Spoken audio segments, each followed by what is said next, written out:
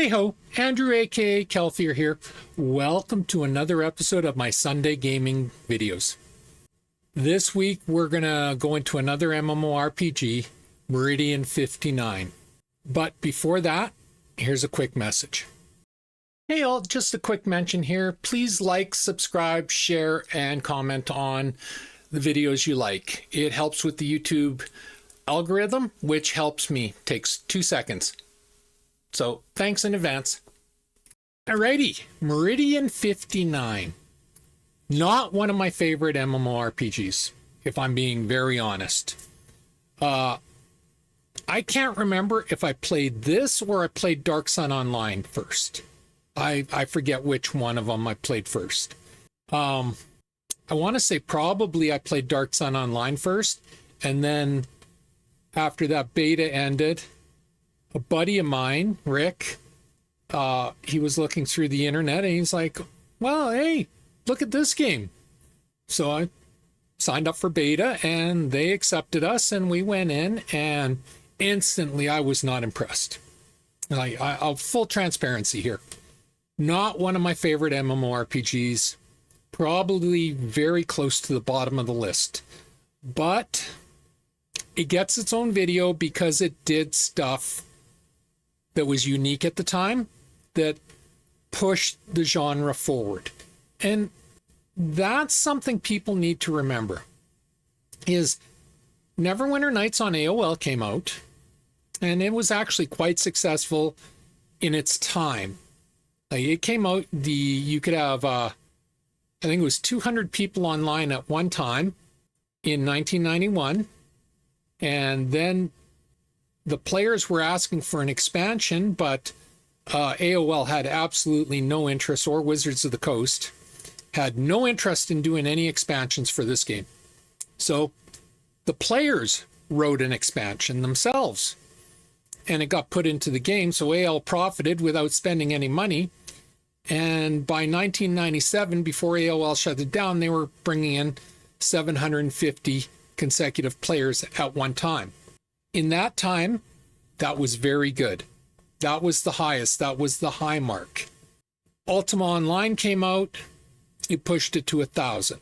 So on these videos, what I'm doing on these early videos is, first off, I said I would review the ones I beta tested or alpha tested, but also I'm giving individual attention to the games that, in my opinion anyway, pushed the genre forward.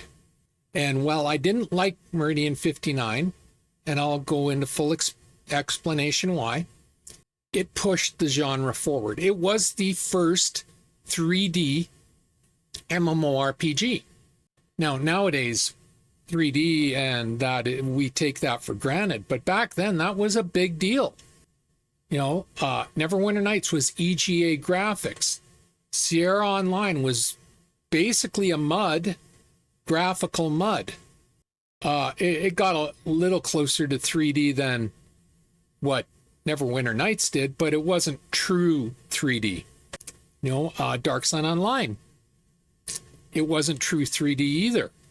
This was the first 3D, but it was very early. So as you'll see, once I start playing some of the videos, you're going to see the graphics were nothing to write home about. So why did I not like this game? Well, in a nutshell, Neverwinter Nights on AOL was based off of the SSI Gold Box game engines. Pools of Radiance, Curse of the Azerbons, those type of games. And it was EGA graphics, it was turn-based, top-down. So, you know, that's what it was. But that's what it was based off of, was Champions of Krynn. Like, there are a whole list of excellent games that I still play to this day, if I'm being very honest. Like, I still play those old SSI Gold Box games. Meridian59 was based off of an SSI game, but it was Ravenloft. Now, I love Ravenloft, the module for D&D. I did not enjoy the computer game.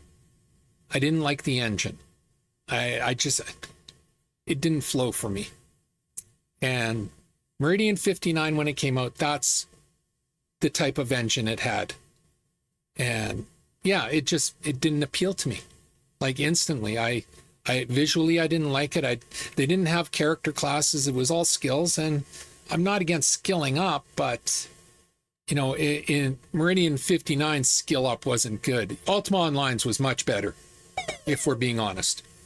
So yeah, there was just a lot of negatives, but the biggest negative, as I've told you before, I love PvP, consensual PvP. Meridian59 took away the consensual part. So if you watch my previous video talking about Shadowbane or Anarchy Online, well, here's the precursor to those games. Griefing. Lots and lots and lots of griefing. And I'm very good at PvP, but I don't find griefing fun. Like when I go out to adventure with my friends, PvE, that's all I want to do. I want to go out with my friends and adventure and have fun. I don't want to get jumped by some freaking teenager, and that's not ageism. It could be a 50-year-old who acts like a masturbating teenager. And, you know, that's what those griefers and those type of PvP players, that's how I think of them. That's what they look like to me. And this game had them in abundance. Well, no, I shouldn't say abundance, because this game didn't do very well, if we're being honest. Like, I'll read from the wiki, but as I've said in the last video, wiki likes to fudge information and sensationalize stuff, and this game was not a hit. I don't care what anyone says. You know, it took a backseat to Neverwinter Nights. It took a backseat to the Realms. I think it even took a backseat to Dark Sun Online, if I'm being honest. And then, like 2 years after this game came Ultima Online, and well, this game was done.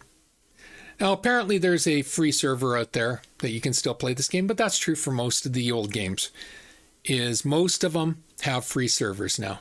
So, you know, if you want to try it, you can go Google it, look it up, and get on a free server and give it a try.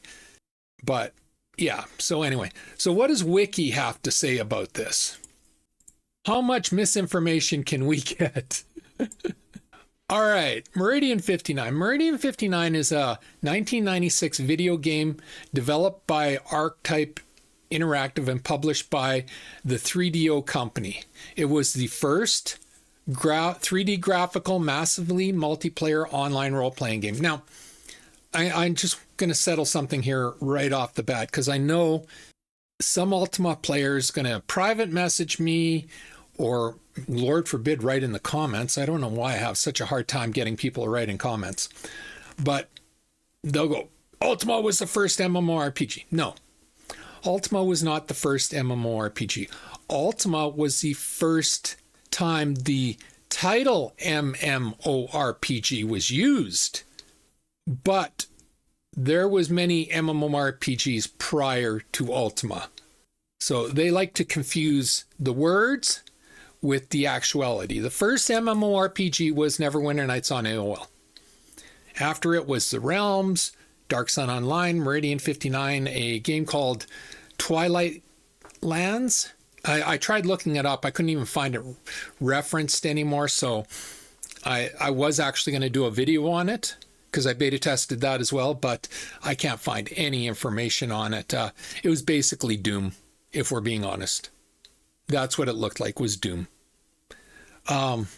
So yeah, Ultima Online was not the first MMORPG. Neverwinter Nights on AOL was. But anyway. And one of the longest running original online role-playing games. Well, yeah, one of, yeah. The development team included, who cares? The game was launched online in early form on December 15th, 1995, and released commercially on October 7th, 1996. I think I beta tested this February or March in 1996. And I didn't beta test it for long, because I think the only game I beta tested less than this game was World of Warcraft. Meridian59 was later released as open source software run by original developers. Gameplay. The game is now aimed primarily at fans of PvP, which is what I'm talking about. As it's virtually lag-free, well, I would hope so in this era. Like, it's 2025, people.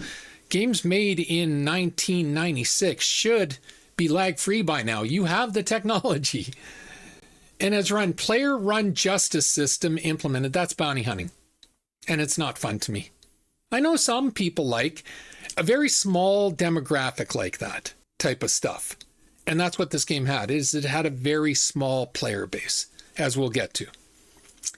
Killing of other players. Unlike many online RPGs, it is not based around character levels and classes. Instead, each individual skill and attribute, including health, develop independently of one another.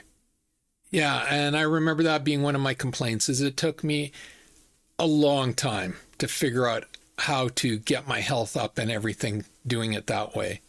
Hit points are acquired by killing monsters that are a challenge for the player.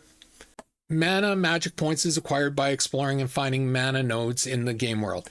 All base attributes except karma are static, but they can be adjusted with certain items and spells temporarily. Players can develop their character by obtaining proficiency in skills from 7 schools.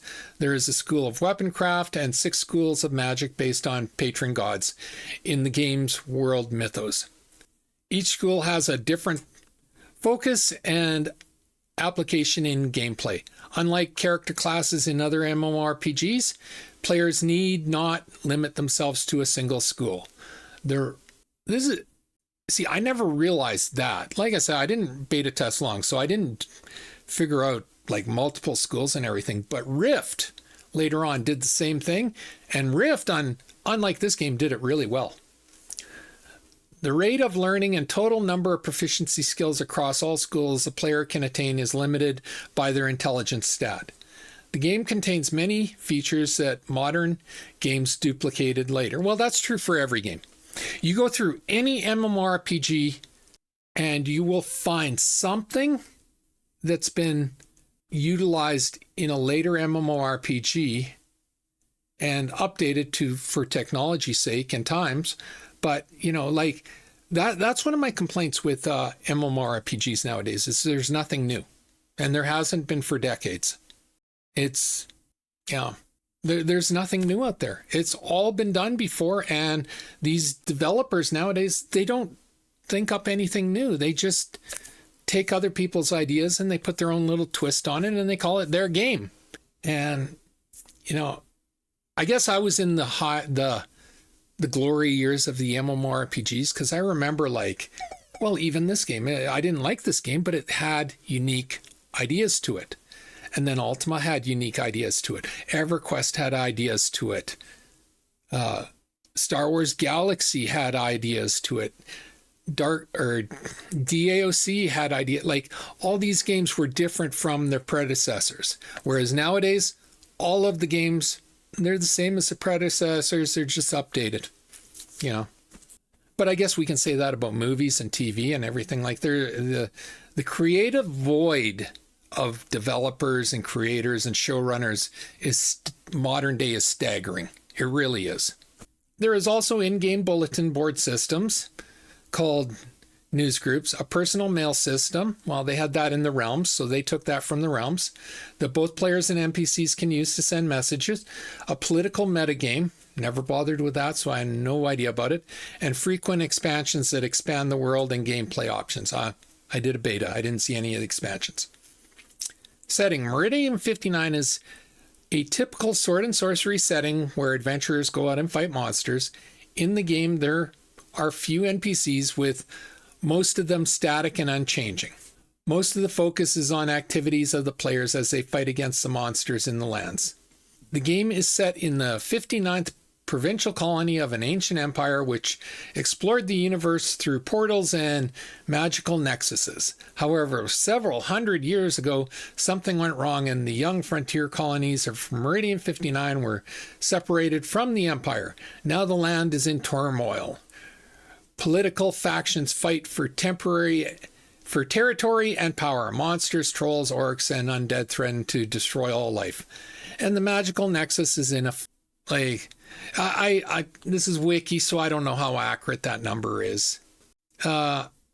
Join the public beta. It lasted until the worldwide commercial launch, beating its next major rival, Ultima, by approximately a year. It was never a rival to Ultima Online. Okay, it wasn't. It was not even a rival to Neverwinter Nights, Dark Sun Online, or The Realms. When there was 4 MMORPGs, it was number 4. When Ultima came out, it was number 5. When EverQuest came out, it was number 6. It was the bottom of the barrel. The servers divided players into parallel game worlds, each populated by a few hundred people. There you go. Even though Neverwinter Nights was doing 750, they were limited to a few hundred in order to keep the world from being overly crowded. Like I said, when I beta tested it, there was me, there was Rick, and then there's like maybe 2 or 3 other players. That's all we ever saw. And of those 2 or 3 other players, they were usually griefers. Prior to its release, the term massively multiplayer and MMORPG emerged in meetings within 3D, beating out other monikers as such. Okay, that's false. That's false. MMORPG was created, I went over this, in Ultima Online by Ultima Online creators. That's who created the term. Now, the massively multiplayer online role-playing game existed before Ultima Online, but the term did not.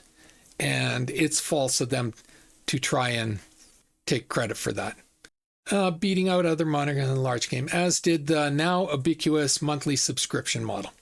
They weren't the first one to have the subscription model. That was Neverwinter Nights on AOL. $20 for 20 hours, and then in Canada it was $3.95 an hour to play it.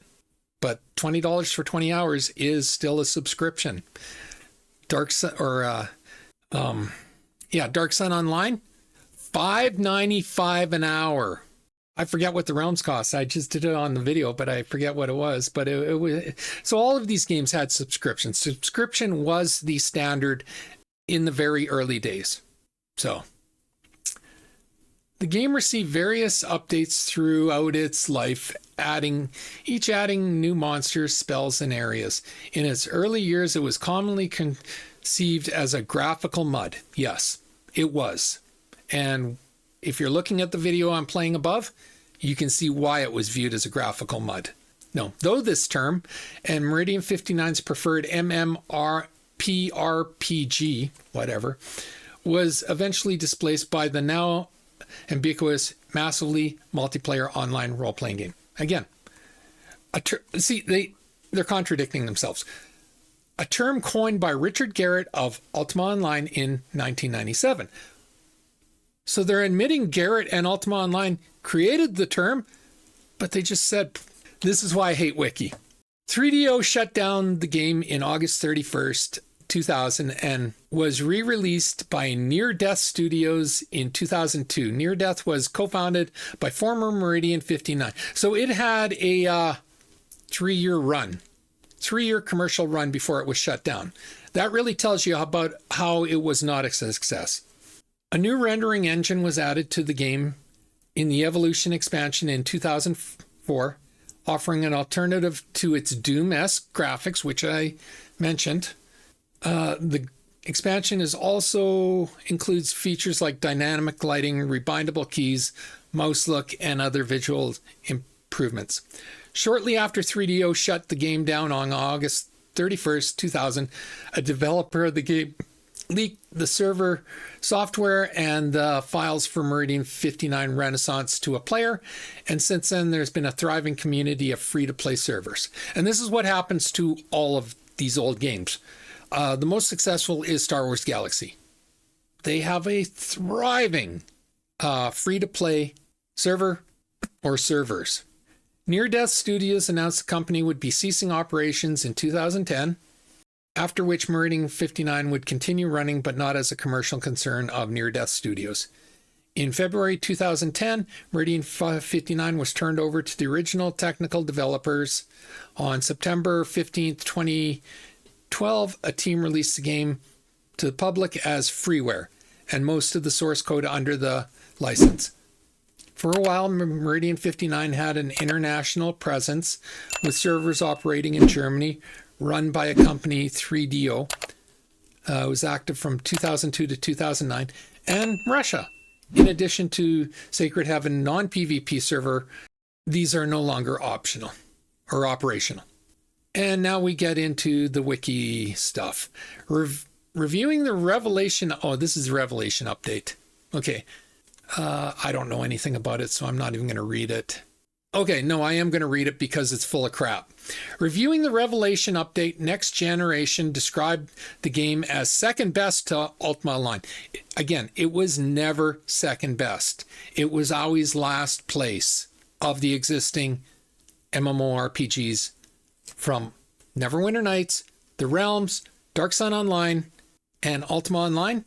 Meridian59 was last place. It was never second best. They particularly commented that while the update expanded the game world by 50%, it still felt small and overcrowded with too little to do in it. That was always a problem, as I mentioned. By June 1999, Meridian59's retail sales in the United States had reached 14,359 units. So if you watch my last video, that's well below what the Realms achieved. And the Realms didn't even have a physical box. Or, well, it did, but it wasn't in stores. You had to order it from Sierra. And they outsold this in units. So a writer for Game Daily called these numbers minuscule and remarked that it had clearly fizzled on store shelves. However, the publication noted that 3DO had changed its business model to rely on online shopping and microtransactions. I never experienced that in, well, like I said, I just did the beta, but that would have been a reason for me to walk away. I hate microtransactions. I view microtransactions as the death of the MMORPG industry. I really do. And when we get to Star Wars: The Old Republic, I'll go really in depth explaining why I think that. And had seen monetary success despite its poor sales in stores. Next Generation columnist commented that despite the game's monthly pricing being roundly derided by a panel consisting of heads of 7 leading online gaming services at the September 1996 online game developer conference, who said, except Ultima Online had a flat rate system. EverQuest had a flat rate system. DAOC had a flat rate system. Gee. And it finishes off. The game is known as the first 3D graphical, massively multiplayer online role-playing game and stands as one of the longest running original online role-playing games. Okay, that final line is true. It was the first 3D. As you can see in the graphics, it wasn't great 3D, but it was good for its era and time. And it on free servers, it went freeware, and yeah, it's still running, so they can make the claim that it's one of the longest running, but it was not one of the best. It was not one of the most popular. It was not one of the most successful. You know, this is my ongoing aggravation with Wiki. You know, is truth and reality really doesn't play a role in Wiki. You have to know what you're talking about to be able to spot the false information being pushed by them.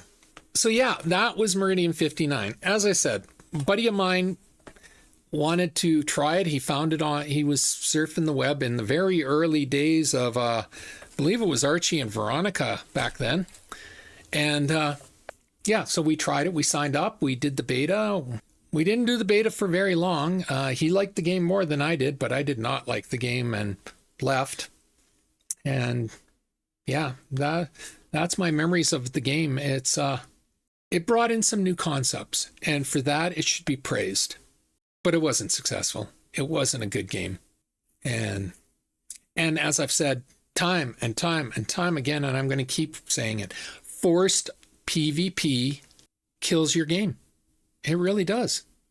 Players do not want to be forced into it. Now, if you're into PvP, it frustrates me because I love PvP, but I love it on my terms. When I want a PvP, I will PvP.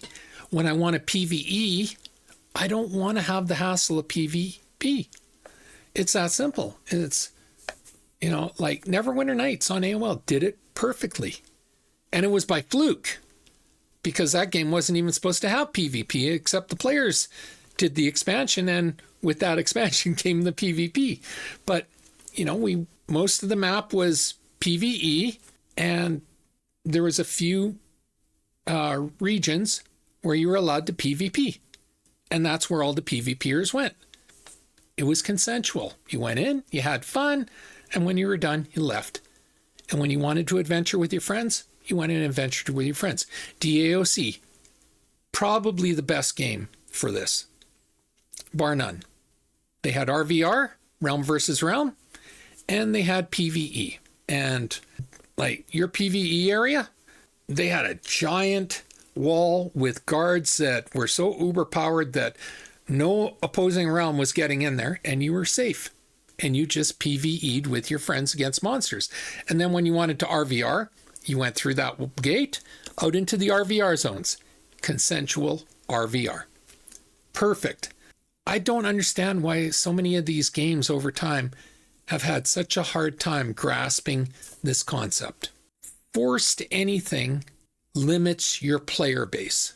You know, it's just like if you forced PvE and had no PvP at all, well, the PvPers, they're not going to play your game.